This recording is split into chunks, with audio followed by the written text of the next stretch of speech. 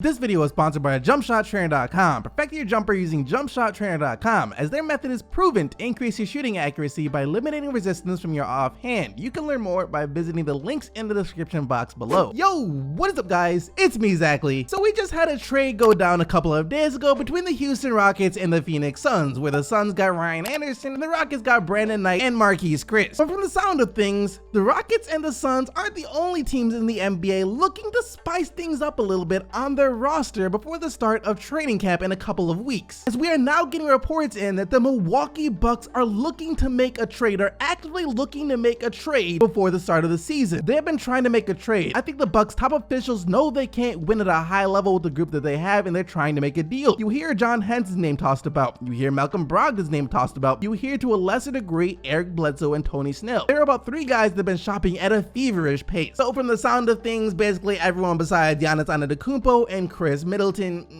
can be had if the price is right, or even if the price is about half the way right. But now the question is, what exactly are the Milwaukee Bucks looking in exchange for everyone else on their roster, besides just a clear upgrade of talent? And I think the one thing the Milwaukee Bucks are looking for the most are guys who are elite level 3-point shooters, guys who can actually shoot the ball on a consistent basis. That better be what they were looking for, because last year they were ranked 20th overall in the league in 3-point shooting percentage. And if you want to become a true contender in today's NBA, that's not even gonna come close to cutting it. And not to mention, it's gonna make the job of guarding Giannis Antetokounmpo a heck of a lot easier for other teams, when first off, you don't really have to worry about Giannis knocking down jumpers. Then outside of Middleton, you don't have to worry about his teammates being able to knock down jumpers either. Then you think about it and you look at the moves the Milwaukee Bucks have already made this summer. They made a couple, for example, bring on Brook Lopez and Ersan Ilyasova, both guys who are stretch big men who can shoot the ball better than any other big man that Milwaukee has previously had. But if we're keeping it 100% real here, we know that those moves aren't nearly groundbreaking enough to cause a scene in Milwaukee. They're still gonna have to surround Giannis and Middleton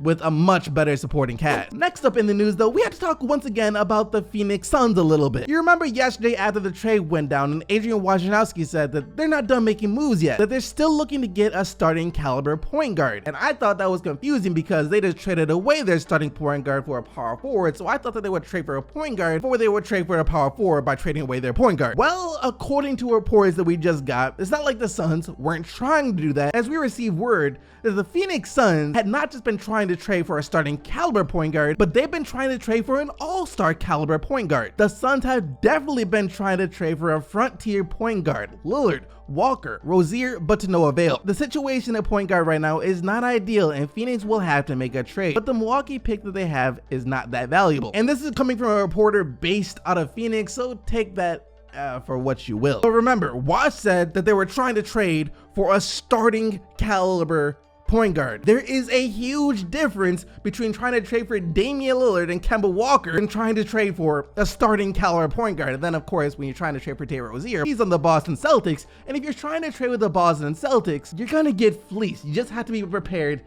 to get fleeced. But anyways, I'm trying to say that I thought the Suns were more looking to get a guy like Darren Collison, Reggie Jackson, or even George Hill from the Cleveland Cavaliers. Just a guy that can hold down the fort for now at point guard, since they don't have anyone else to hold down the fort at point guard. And then once they prove that they're an up-and-coming team in the NBA, that they have all the pieces they need except for that elite level point guard, that's when they could head into free agency and try and make some moves to get that elite level point guard. So I thought that's what they were trying to do, but I guess they're trying to trade for a point guard now, since Devin Booker wants to make the playoffs now. But then again, do the Phoenix Suns even have what it takes to trade for an all-star level point guard? Actually, I think they do have the talent on their roster to make that happen, but the question is, will they actually want to pay the price that it's going to cost to get a point guard at the level of a Damian Lillard or a Kemba Walker? And the last thing we have to talk about today regards the Los Angeles Lakers, as it seems they are finally about to part ways with Luol Deng. Now, they've been trying to do this for forever. They've been trying to package him in trade after trade after trade, except no team in their right mind was crazy enough to absorb that massive of a contract for a player who's not going to give you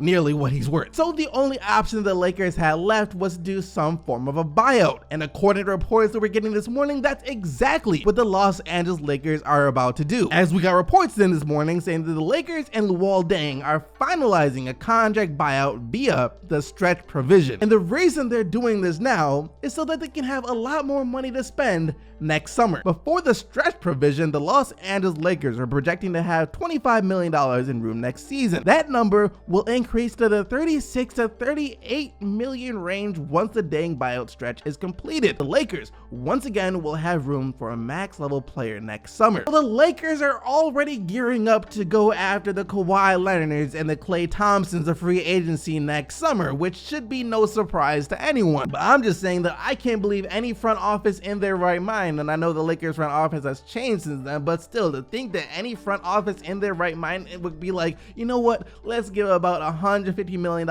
total to Luol Deng and Timofey Mozgov. But now that the Lakers are finally about to be free from Luol Deng, all eyes turn to Tom Thibodeau and the Minnesota Timberwolves. Since a couple of months ago, we did get reports saying that if either Joakim Noah or Luol Deng were to be bought out of their contract, that the Wolves would have interest in their services. I am so sorry, Wolves fans. But that is gonna do it for all of the news today. I hope you guys enjoyed the video. If you did, go ahead and smack that like button and subscribe to the channel so you don't miss out on future news. Thank you once again for watching though. You guys are the real MVPs, and until next time, I am out of here.